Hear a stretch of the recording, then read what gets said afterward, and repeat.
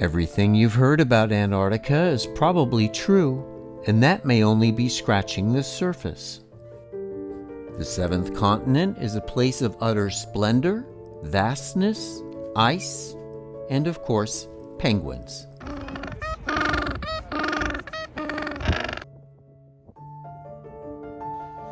I've just returned from my second visit to this magical and at times challenging place. Our ship of choice was Atlas Ocean Voyages World Navigator, a handsome, new and beautifully designed ship that is tailor-made for upscale expedition cruising. A visit to Antarctica should be on everyone's bucket list, but first you have to get there.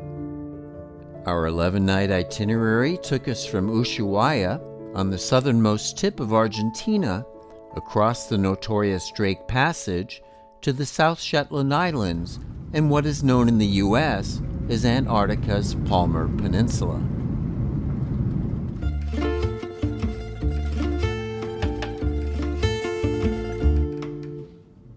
In this case, to get to Ushuaia, you need to fly to Buenos Aires, where Atlas includes an overnight at the Intercontinental Hotel. To recuperate after the long-haul flights, we added a couple days to explore the sites, mostly within walking distance of the hotel, like the Plaza de Mayo, the city square, and its Casa Rosada, the presidential palace with its famous balcony where Juan and Eva Perón addressed the people. Also nearby, the Obelisco, along with the Teatro Gran Rex, was designed by modernist architect Alberto Prebisch. Considered one of the most beautiful in the world, La Recoleta is the famous cemetery with its Baroque, Deco, and Neo-Gothic mausoleums. It's the final resting place for Nobel Prize winners, past presidents, and of course, Eva Perón. And no visit to Buenos Aires would be complete without touring the Teatro Colón, the palatial opera house built in 1908. Charter planes can be very cramped, and the one provided on the early morning flight to Ushuaia is no exception, but at least the crew was welcoming and helpful. After the 3.5-hour flight where the luggage is sent directly to the ship, guests are taken on a tour of Tierra del Fuego, or Land of the Fire, National Park. Scenic stops include Mirador La Pataya, which is at the southernmost point of the Pan American Highway that runs all the way to Alaska.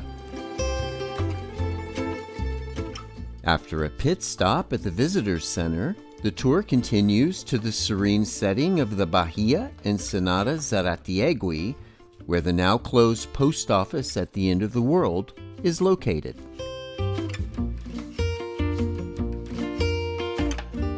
Also included is a late lunch overlooking the Beagle Channel, and finally a short ride to the harbor, past the St. Christopher, a 1943-built tug that ran aground in 1957 and is now considered a maritime monument. And then finally we'd arrived at our warm and welcoming home for the next 11 nights, the World Navigator. Thank you.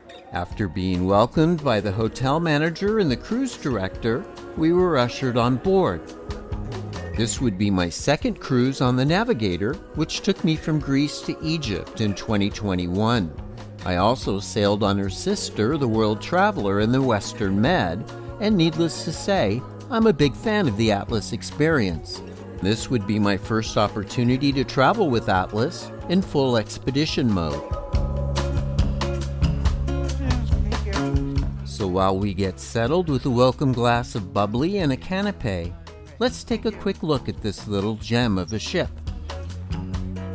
The World Navigator was built in 2021, measures 9,930 gross tons, and carries 196 guests with 130 crew.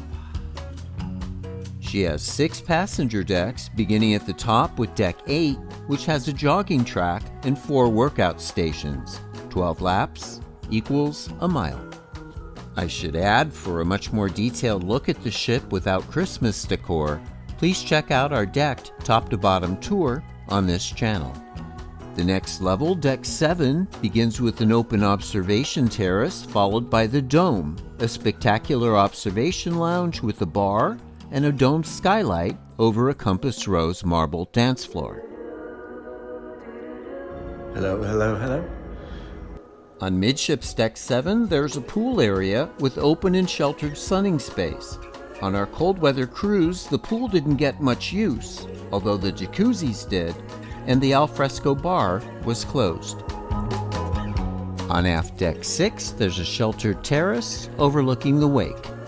Deck 5 has a wonderful open bow area called the Water's Edge, and another sheltered stern terrace called the Zephyr Lounge. I should add that 2 staircases and 2 lifts span the ship from Deck 7 to 3. Deck 4 begins with the auditorium, which is used for daily recaps and enrichment lectures. The lounge follows with its full-length picture windows and plush 1940s inspired decor, and of course, its very popular bar. Continuing aft, you'll find the entrance lobby and the reception desk. And just beyond, there's Paula's Pantry, a wonderful spot for freshly made espresso drinks, smoothies, and tasty snacks throughout the day. The L'Occitane Sea Spa and Sauna is on the starboard side. Access to the relaxation area and sauna is free, and while there is no beauty salon, there are 2 massage and treatment rooms.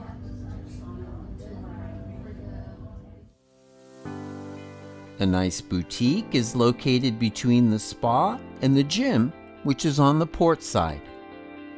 The main dining room is another handsome space with full-length windows located at the aft end of the ship.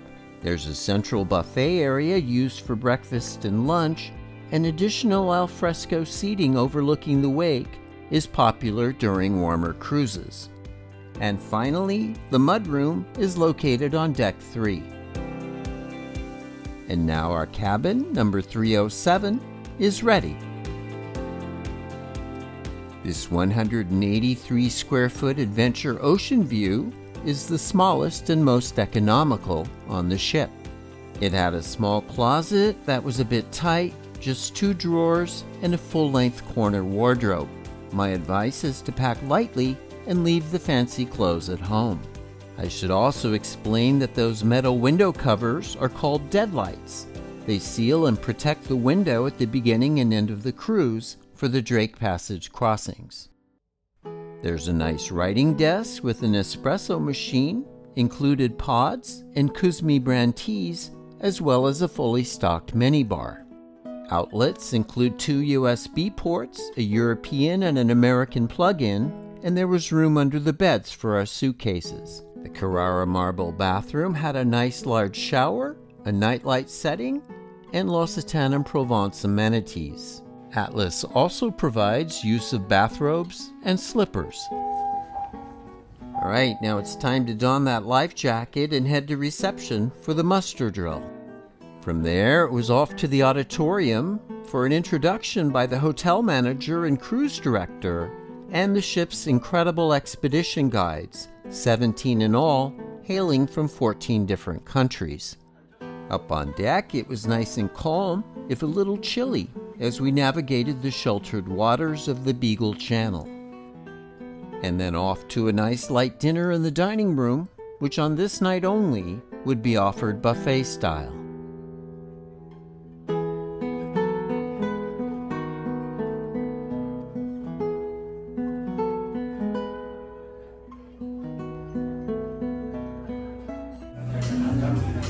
Up in the dome, Fabrizio provided a nice Brazilian musical vibe as we enjoyed a beautiful sunset.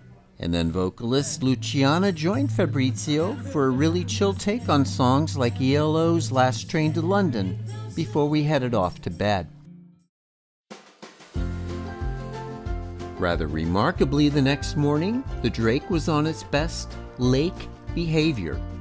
All the better to enjoy breakfast in the dining room, which features one of the most varied buffets at sea, from the creamery butter and the Iberico ham to a variety of cheeses and cold cuts and veggies.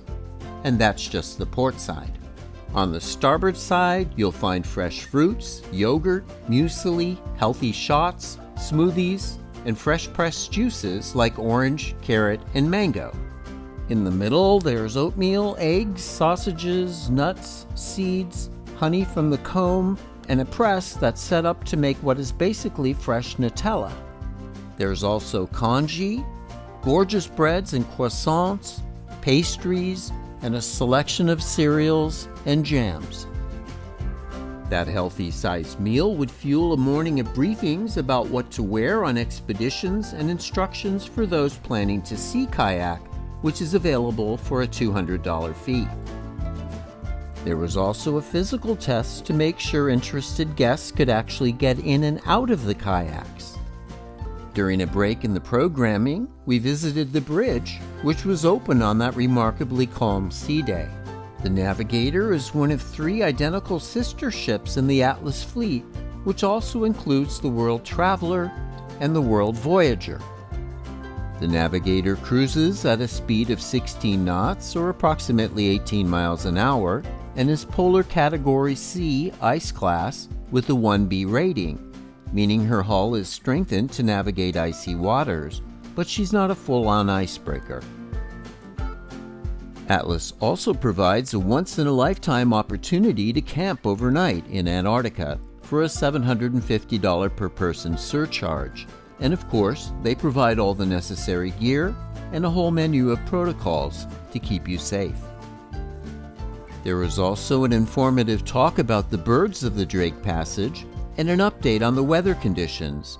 There were huge storms on either side of us, but our good captain, Felipe Sousa, found a safe and calm passage between them.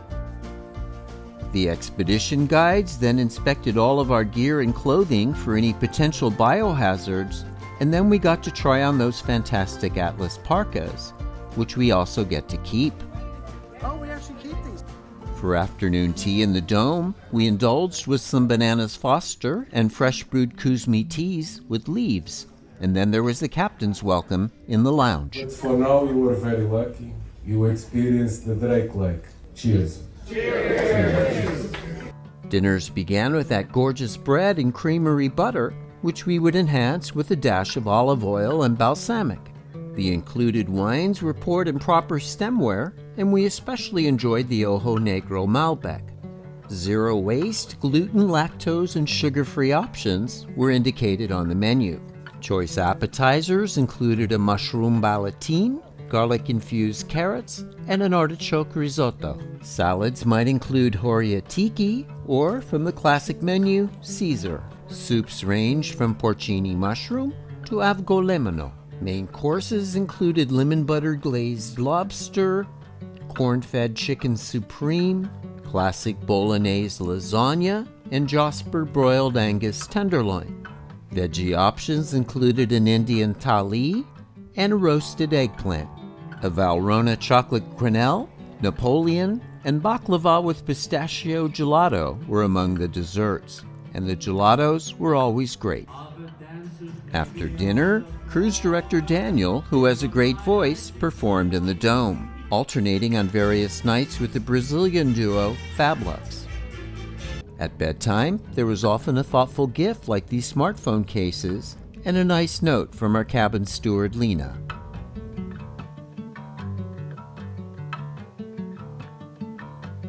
On the next day, we lucked out with the lake again and slept in, enjoying a late breakfast in Paula's Pantry, where they make excellent cappuccinos and macchiatos. To go along with the choice of daily power shots, smoothies, fresh pressed juices, yogurts, and outrageously good baked treats. We attended some of the excellent talks in the auditorium, and then early that afternoon, the South Shetland Islands came into view. And out on deck, it was snowing. As with breakfast, for lunch there's an immense buffet spread and also menu selections, like burgers and tuna melts. The captain made such good time that World Navigator would anchor off Barrientos Island, where we would make our first landing. When our group was called, we were off to the mudroom to don our boots, parkas, and life vests, then had our boots cleaned before boarding a Zodiac. Atlas takes great care to ensure that both the guests and the local biosphere are kept safe. Those expected elements of wind and rain greeted us with typical Antarctic gusto. It's all part of the adventure. Gentus and chin straps. We made a beach landing where expedition team leader Jonathan explained our options, with Gentoo penguins to the left and chin straps to the right. Despite the indifference of the locals, it was quite a thrill to touch Antarctic soil once again. We started off on the Gentoo Trail, where a penguin egg had been torn from its nest and left to die by a predatory skua bird. Gentoos have an orange beak and a white triangle above the eyes. Every spring, the penguins come ashore and make nests on the exposed rocks where both males and females guard and keep the eggs warm. Meanwhile, over at the chinstrap colony, its inhabitants could be distinguished by the black line under their beak. And all around them, the ever-present skuas posed a constant threat. But just like the penguins, they're a vital part of the ecosystem. In what would become a daily ritual, our boots were given a cleanse before returning in the Zodiac, and then once again when we got on board. Once the last of the Zodiacs were hauled on board, it was anchors away for World Navigator. The next morning found us anchored at Portal Point on the west coast of the Antarctic Peninsula. Good morning, everybody. How are you this morning? On our first outing, Guide Fiona navigated us through a raft of Gentoos, who actually don't go ashore here due to the thick snow cover. What we're going through at the moment is called brash ice. Fiona is an expert on and fan of all things ice, and for good reason, as we buzz past some mind-blowing sculptural forms, and even under the cloud cover, the breathtakingly vibrant blues. Stay on the trail at all times is the only thing you really need to remember at Portal Point. Then you'll end up over here on top of the ridge on the other side. We followed Chris's instructions and took the snowy trail to its end, at times sinking up to the top of our boots and stopping at various vistas for spectacular photo ops. The snow threatened to obliterate the navigator on our ride back. It was like sailing into a virtual maritime Hallmark greeting card with some of the largest snowflakes this Southern Californian has ever experienced.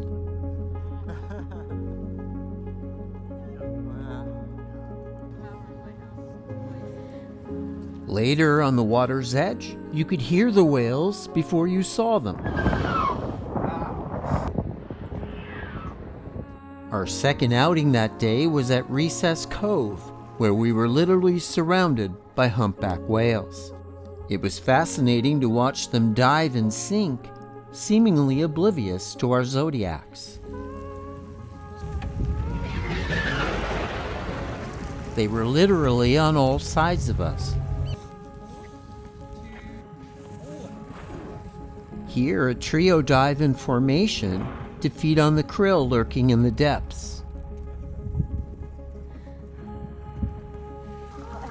Go inside, we'll never come out. Oh, is this the one that looked like your shipwreck? Yeah. After taking a short break to buzz around one of the more spectacular bergs, we returned for an almost close encounter with two of the humpbacks. Oh my God, do you see him? No. Oh, right there, yeah. No, those are bubbles. Yep, it was just another typical day in Antarctica. While anchored off the Melchior Islands the next morning, we were once again off on a Zodiac tour with guide Chad. Our first destination would be an Argentine research base that was established in 1947. For a time, it was the main source of Antarctic weather forecasts, Now just one of 13 Argentine Antarctic bases, it's only used during the summer. Just beyond the base, we continued under some dramatic ice cliffs that towered well over 100 feet above the shoreline. From there, we took a circuitous route back to the Navigator, sailing past yet more wondrous ice formations. No matter how exciting each day's excursions were, it was always nice to return to our ship, where a warm towel and a drink greeted us. Oh, honey, lemon ginger. Okay. Thank you. Our second stop that day was at Orkney Harbor, which is often described as an amphitheater lined with glaciers. The 935-foot tall Spigot Peak towers above its headland. Our afternoon Zodiac ride started off pretty routinely as we headed into a nearby ice field in search of seals and penguins. The one penguin we eventually encountered, an Adelie, seemed to want no part of us, but maybe it was the sudden gust of wind and the eye-stinging sleet that it was avoiding. Just as we reached the base of Spigot Peak, our guide Martin wisely decided to return us to the ship. At tea time, we warmed up with some hot bread pudding and green tea, enjoying the view from the inside, looking out. That evening, after the weather calmed, we watched from the ship as dozens of our fellow guests set up camp in the distance for what I'm sure was a remarkable experience, although taking it in from the jacuzzi was probably a little more enjoyable.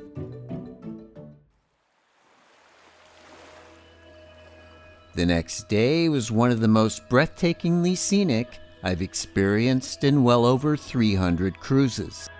We were up on deck savoring the views in the brilliant sunshine as the Navigator made her approach to Lemaire Channel, which just a week prior was blocked by ice. After a hot chocolate with Irish cream liqueur pit stop, we headed out to the water's edge for a 180-degree view. The 2,451-foot Una Peaks loomed from the mainland's Kiev Peninsula off our port side, while the expedition team lined us up for a group photo op. And the views just got increasingly better, both above and below the ship.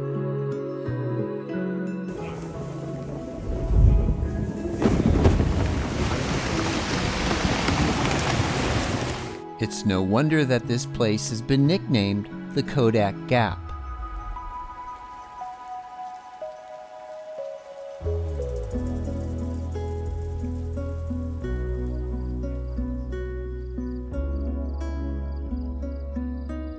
At Lemaire's narrowest point, the gap between the mainland and the jagged peaks of Booth Island on our starboard side was a mere 2,000 feet. Well, if there ever was a good time for a selfie op, frozen face and all, I guess this would be it. Those who say never look back clearly didn't have this view. During lunch, the Navigator anchored off Plenau Island, which is home to gentoo penguins, elephant seals, and yet more astonishing views. It was in the 40s, which was remarkably warm, as we hiked up a short trail to a summit overlooking an area aptly named Iceberg Alley. All around us, the trill of penguins emanated from those rocky patches. As a mist rolled in from the west, we spotted our sister ship, the World Voyager, in an ice field. It was so nice to just watch these adorable beings in their element without the interference of howling winds and freezing rain. And over here, they share their rocky patch with an elephant seal.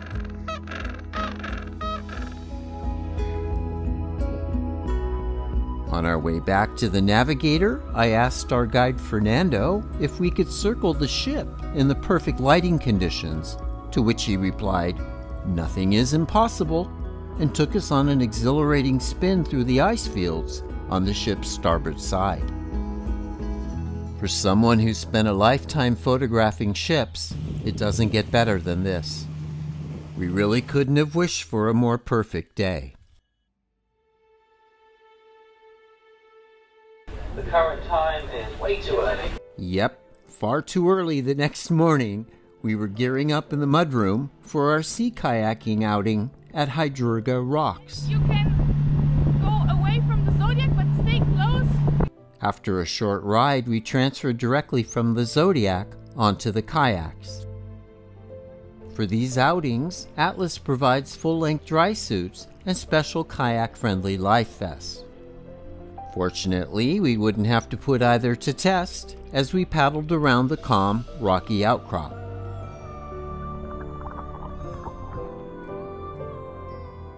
Despite the cachet of being in Antarctica, it was a serene and relaxing outing, with one very quick airborne chin strap thrill at the end.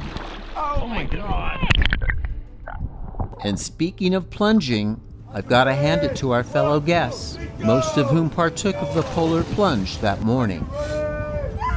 As with the camping and the kayaking, Atlas even gives you a certificate, but even that couldn't get either of us the motivation to leap into that icy water. But we are in open waters already.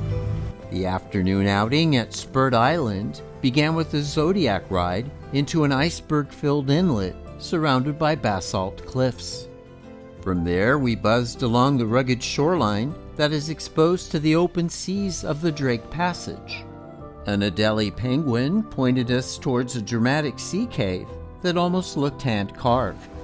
Our skilled guide Martin effortlessly buzzed us through as our knuckles turned white.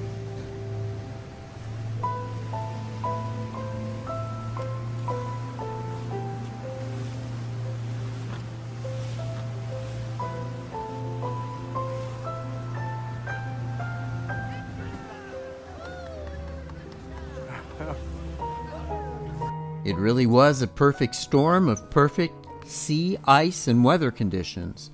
I didn't think anything could top the prior day's breathtaking scenery, but this certainly came close.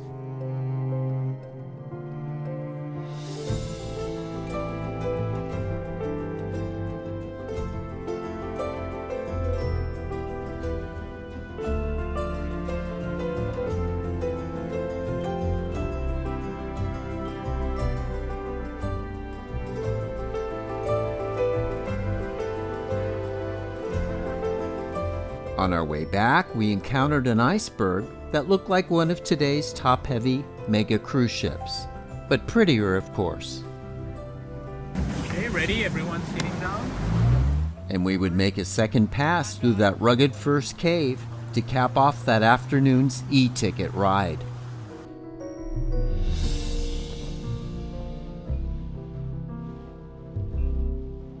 That evening, the Navigator's crew whipped up a very special dinner circus event that began in the lounge and reception area with appetizers and a bar, followed by a 7-course extravaganza in the dining room. Some of the courses included smoked duck breast, a curry and lemongrass foam cappuccino, and grilled scallops. And for vegetarians, there were thoughtful choices like smoked tofu, beetroot and papaya salad, and eggplant millefeuille. And then, after a countdown reveal, there was a dessert buffet with baked treats, as well as cotton candy and caramel corn. What a day.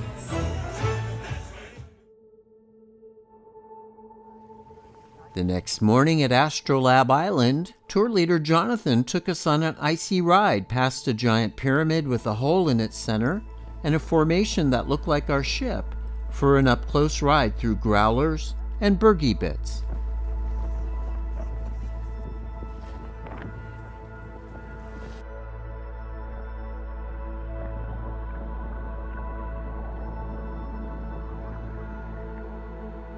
We would also encounter some of the ice's occupants, like a crab-eater seal, strangely named because they don't eat crabs, and some seriously adorable Adelies.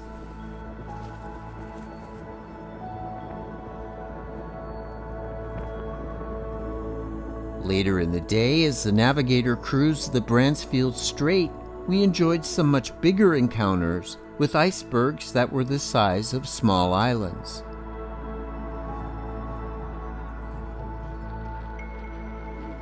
One berg, which we actually circled, was visible from space, a half-mile long and well over 100 feet tall. In a matter of just a few days, we had seen and experienced so many wonders of nature, and yet more lay ahead.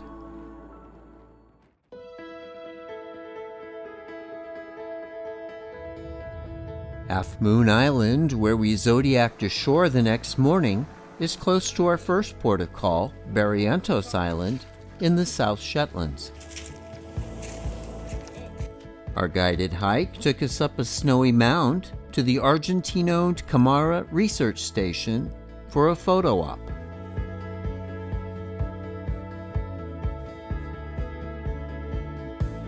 We moved onwards to a rocky outcrop, on the way encountering a pair of skuas that were feasting on something we'd rather not know about. At one point, we were literally following in the footsteps of the local chinstrap penguins. Near the bluff at the end point, there was a pair of rock pillars, and down on the beach, there was the remains of a wooden whaling boat that was wrecked in 1968. The wind was projected to pick up that afternoon, so we were advised that this may have been our final outing on this epic journey.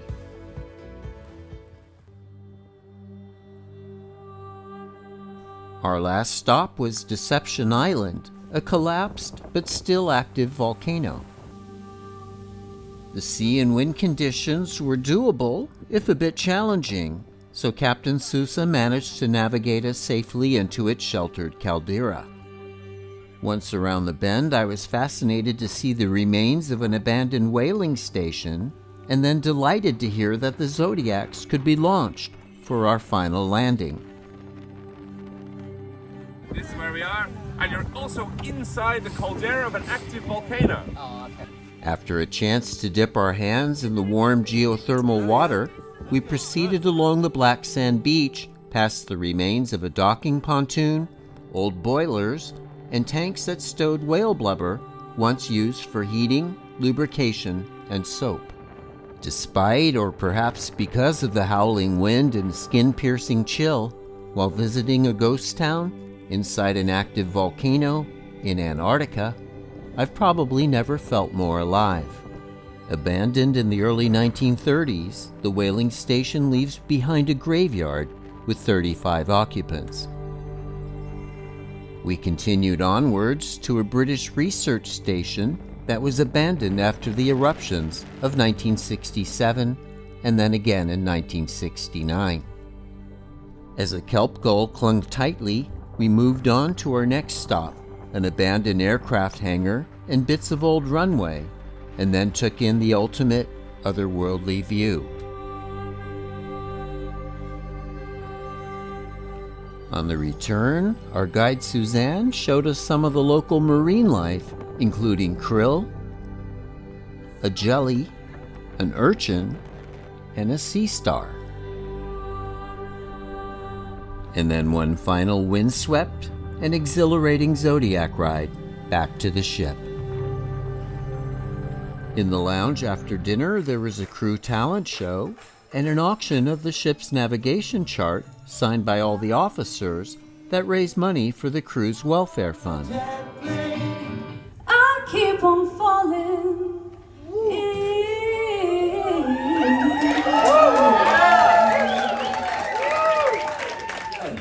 So a perfect piece of memorabilia for you to have and take home with you. So, to the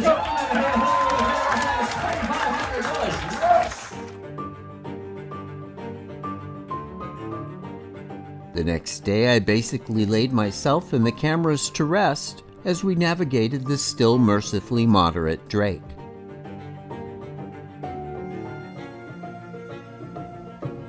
On our final full day on board, as we reached the shelter of the Beagle Channel, we packed, reminisced, and bid a fond farewell to our fellow voyagers.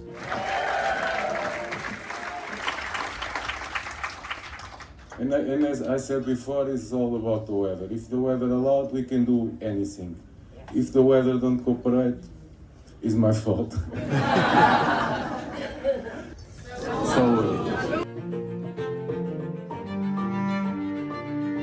It was a fine morning in Ushuaia, where we disembarked after breakfast to begin the long journey home.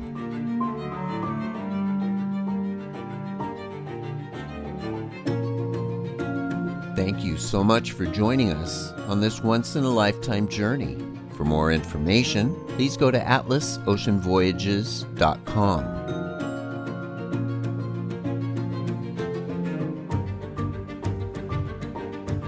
If you enjoyed this video, please don't forget to like and subscribe. And for more information on small ship cruises, please go to quirkycruise.com.